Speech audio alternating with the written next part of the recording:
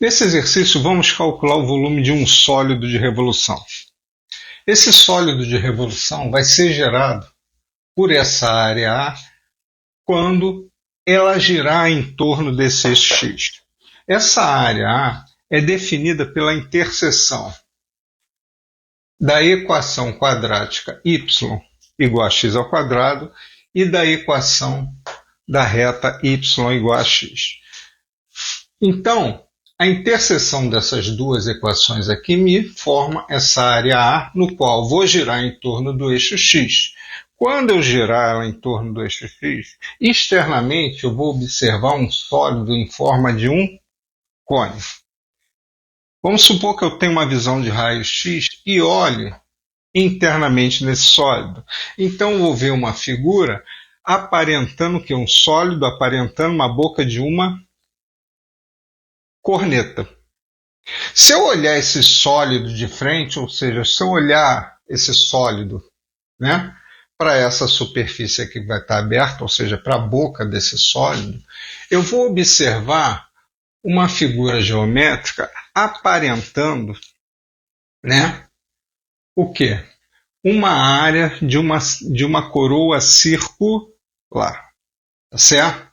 Se eu tirar, melhor dizendo, se eu tirar uma fatia desse sólido, ou seja, pegar aqui, ó, cortar essa fatia aqui desse sólido, eu vou observar a mesma figura. Vou continuar observando, se eu olhar de frente essa fatia, eu vou observar uma figura que vai me dar o quê? Aparentar uma área de uma coroa circular, só que agora vai ser o quê?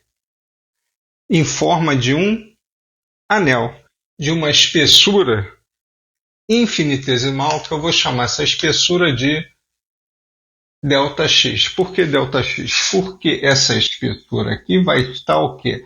Ao longo, né, perpendicularmente ao longo do meu eixo X. Esse sólido, ou seja, essa área, né, que gera esse sólido, vai estar girando aqui ao longo desse meu eixo X. Tá certo? Bom, vamos olhar o seguinte aqui. Bom, se essa fatia me dá esse tipo de figura, na qual ela está preenchendo com volume essa região aqui, ou seja, ela está preenchida de matéria, melhor dizendo, essa região, e se isso aqui é uma fatia, então essa região aqui representa o quê?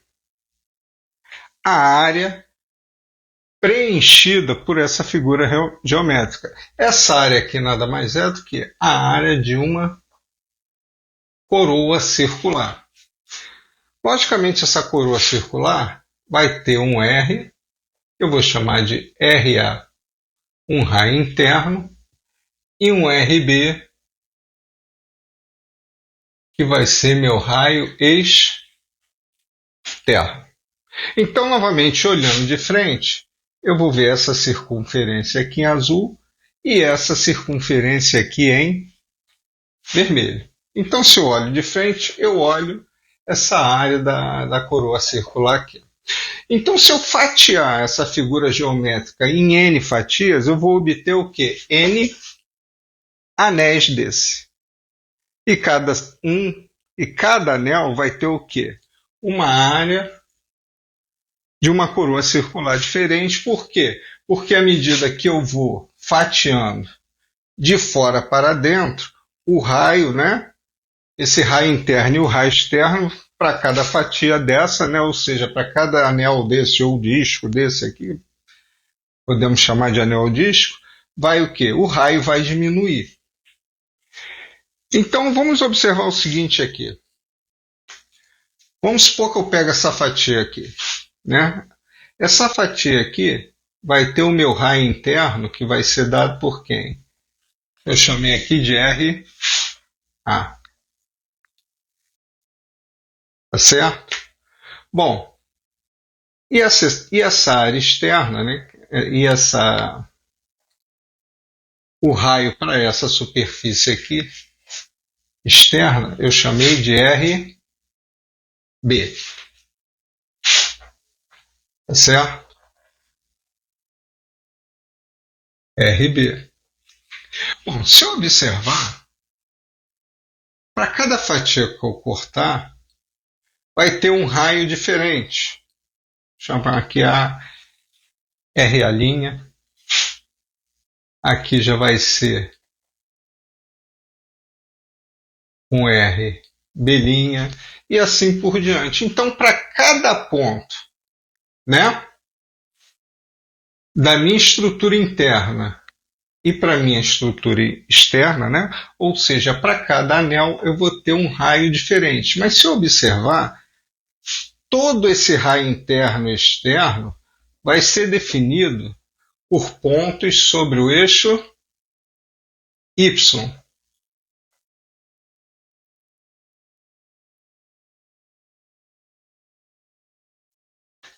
Tá certo? Então esse raio interno e o raio externo vai ser definido por pontos no eixo Y. No meu raio interno, esses pontos sobre o eixo Y vai ser definido pela minha equação parabólica. E para o raio externo aqui, né, da minha superfície externa, vão ser definidos, né, pela equação da minha reta. Então, para cada valor de y, eu defino meu raio interno, meu raio externo. Então, cada disco terá o raio definido de acordo com a equação parabólica e com a equação da reta. Por pontos, melhor dizendo, de y da minha equação parabólica e por pontos de y da minha equação da reta. Tá certo? Bom, logicamente que minha figura, meu sólido, ele tem um limite. Esse limite dele vai do ponto zero, né, até este ponto aqui. Este ponto aqui vai ser exatamente a interseção entre a equação da reta e a equação da parábola. Tá certo? Então, para eu definir esse ponto, vou igualar essas duas equações aqui. Eu igualando essas duas equações, né, vou chamar aqui de R de YB, né, só para simbolizar os raios, é aqui de Y, vou botar de azul mesmo, YA. Tá certo? Então eu tenho ali que YA vai ser igual ao meu YB. Bom, isso aqui implica que x ao quadrado vai ser igual a x. E eu posso dizer aqui, eu passo x para lá, que x ao quadrado menos x é igual a zero. Eu tenho aqui uma equação da reta. Uma equação da reta onde eu tenho uma das constantes igual a zero. No caso, a constante c, né? Lembrando lá que a equação da parábola é definida por ax ao quadrado, ou seja, a equação quadrática, melhor dizendo, é definida por ax ao quadrado mais bx mais c. Bom, nesse caso aqui, o a igual a 1, b igual a 1, c igual a 0. Quando eu tenho esse termo c igual a 0, isso aqui implica que toda a minha equação de segundo grau são duas raízes, x1 e x2. Isso aqui implica que uma dessas raízes aqui tem que ser igual a 0. Então, resolvendo essa equação aqui, se eu botar aqui x em evidência, então isso aqui vai dar x menos 1 igual a 0. Bom, se isso aqui é um produto, isso quer dizer que um desses termos aqui, ou este aqui, tem que ser 0. Então, se eu digo que esse x aqui é igual a 0, então está me dizendo que isso aqui tem que ser, essa equação aqui de dentro tem que ser diferente de 0. Então eu tenho aqui, ó, que x menos 1 igual a 0, se implica ali que meu x tem que ser igual a 1. Tá certo? Bom, então eu sei que essa interseção aqui é 1. Então eu tenho exatamente meus pontos. Vou chamar isso aqui de x1 igual a 0 e x2 igual a 1. Exatamente isso. Esse meu sólido está limitado entre os pontos 0 e 1. Bom, agora vamos calcular o volume. Bom, se eu fatiei em n fatias e cada fatia dessa tem uma espessura infinitesimal, então eu vou ter ali o quê? um volume infinitesimal para cada fatia. Então, vou dizer que o volume de cada fatia, que eu vou chamar de ΔV, significa um volume infinitesimal, vai ser igual a quem? A área da coroa circular vezes meu ΔX.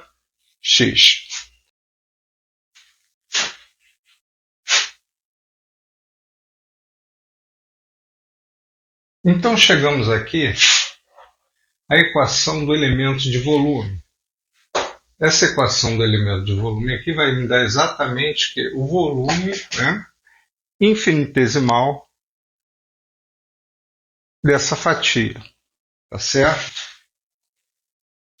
Esse volume é dado pela área da coroa circular vezes a espessura da fatia.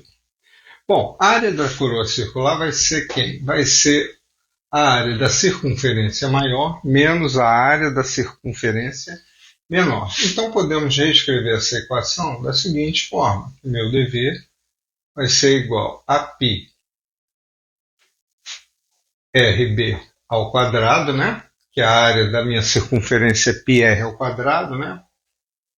Menos π RA ao quadrado vezes dx. Então, tem aqui a equação da área da circunferência maior menos a equação da área da circunferência menor. Bom, podemos ver daqui que o raio da minha circunferência interna e externa estão relacionados aqui a pontos sobre o eixo y. A partir de quem? A partir da equação da minha equação da parábola e da minha equação da reta. Então, por exemplo, o raio RA ele vai ser dado por um ponto, né? A partir da minha equação parabólica, né? No qual a sua coordenada YA tem exatamente quem? O mesmo comprimento do raio RA. Bom, e meu raio RB, né, vai ser dado também por um ponto sobre meu eixo Y a partir da minha equação da reta. Então, se eu tenho N fatias, logicamente, cada fatia vai ter um raio interno e externo diferente, né? Podemos ver da figura do cone, né? Cada fatia dessa aqui, logicamente, vai ter um raio interno e externo diferente. E cada fatia dessa, né, vai ter a mesma forma desse anel aqui, né? Vamos dizer que isso é um anel de espessura, cada uma com a sua espessura dx. Tá certo? E nós podemos ver que o raio de cada raio interno e o raio externo de cada uma dessas fatias vai ser dado em relação a um ponto sobre o eixo y, a partir de cada função correspondente. No caso dos raios externos, esses pontos estarão relacionados com a minha equação da reta. E no caso dos raios internos, cada ponto sobre o eixo y estará relacionado, né, à minha função parabólica. Então, posso dizer que cada raio desse aqui vai depender, o raio aqui vai depender, no caso, o raio B vai depender de x, né? Porque o raio RA vai estar relacionado, ou seja, vai ser igual a meu YA. E meu raio RB vai ser igual ao meu YB. Mas RA, sendo igual a YA, isso significa que RA vai ser igual a X. E meu RB vai ser igual a... RA igual a X ao quadrado, né? E meu RB vai ser igual a X. Então, posso substituir isso nessa equação. Vamos prestar atenção aqui que tanto o raio RA e o raio RB são elevados ao quadrado. Então, nesse caso aqui, RB, que vai ser igual a x, vai ser o quê? X ao quadrado aqui. E o RA, que é x ao quadrado, vai ser x elevado a quarta. Então, tem aqui que dv vai ser igual a π x ao quadrado menos π x à quarta dx. Tá certo? Bom, vamos integrar agora. Integrar nada vai ser o quê? Que somar todas essas fatias infinitesimais. Se eu somar todas elas, eu vou obter novamente o quê? O meu sólido. E, consequentemente, o volume dele. Então, eu vou integrar através dos meus limites aqui definidos a partir da resolução dessa equaçãozinha do segundo grau. Né? Porque meu sólido ele é limitado entre 0 e 1. Então, vou somar todas essas fatias, né, que estarão entre o ponto 0 e o ponto 1. Então, o volume total vai ser dado por essa soma, ou seja, por essa integração que vai de 0 até 1 de π x ao quadrado menos π x à quarta dx. Vamos abrir essa integral aqui. Então, tem que esse volume vai ser igual, vou botar π do lado de fora, né, que é uma constante, que vai de 0 até 1 de x ao quadrado dx menos π, a integral de 0 a 1 de x à quarta dx. Então, resolvendo essas duas integrais aqui, eu vou ter o quê? O volume daquele sólido. Bom, a integral de x ao quadrado vai ser o quê? x3 sobre 3, né? Então, o volume aqui, eu vou ter que a integral aqui, né, vai ser π, que vai me dar x ao cubo sobre 3, que vai de 0 até 1, menos a integral de x à quarta, né, que vai ser igual a π x à quinta sobre 5, que vai variar de 0 até 1. Tá certo? Bom, daqui eu já posso ver o seguinte. E quando eu substituir aqui por 0, né? 0 ao cubo é 0, sobre 3 vai dar 0. Então, ponto 0, isso aqui dá 0. A mesma coisa aqui. Se eu substituir aqui, vai ser 0 elevado à quinta, né? Que vai ser 0, então 0 sobre 5, 0. Então, o único ponto, né, que eu vou utilizar vai ser o 1. Então, 1 ao cubo é 1. 1 à quinta é 1.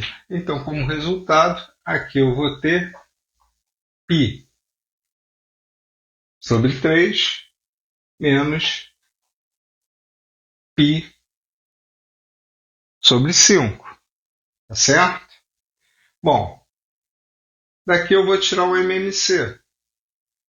Entre 3 e 5 é 15. Então, 15 para 5 dá 3. 15 para 3 dá 5.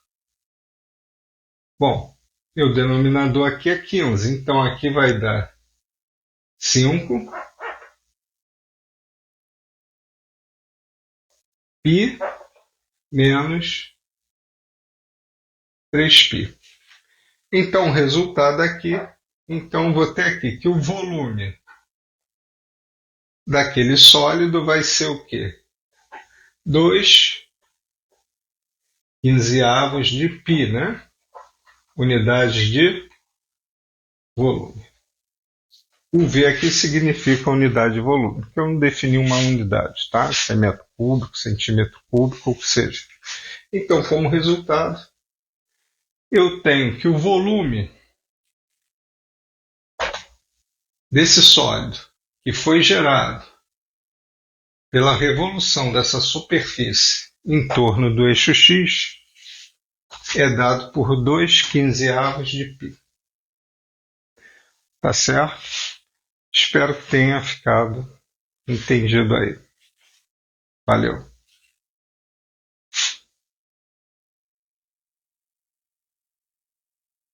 Olá pessoal, aqui é o professor Paulo Roberto. Venho através desse vídeo pedir a vocês uma doação ao canal. Essa doação pode ser de qualquer valor, tá? Que será bem-vinda, pois tenho custos aqui para colocar essas aulas online. Tem um custo de tempo, tem um custo de aluguel da sala, tem um custo de canetinhas, né? Que eu prefiro fazer minhas aulas no quadro, como vocês bem veem aí. Fora o tempo, né? Pesquisa que faço para levar a vocês o melhor conteúdo possível. Essa contribuição, ou melhor dizendo, essa doação pode ser de qualquer valor, de R$1, R$2, qualquer valor, o que der no coração de vocês. Tá? Qualquer valor é importante, será muito bem-vindo e eu agradeço muito. Tá certo? Então, ao final desse vídeo aqui, vou deixar minha chave Pix, né? Para que vocês possam fazer essa contribuição. O canal é recente, ainda não está monetizado, então essa doação seria muito importante para a manutenção dele. E espero que vocês gostem dos vídeos e que esses vídeos estejam ajudando muito a vocês aí no seu dia a dia de estudo. Tá legal? Muito obrigado aí, valeu!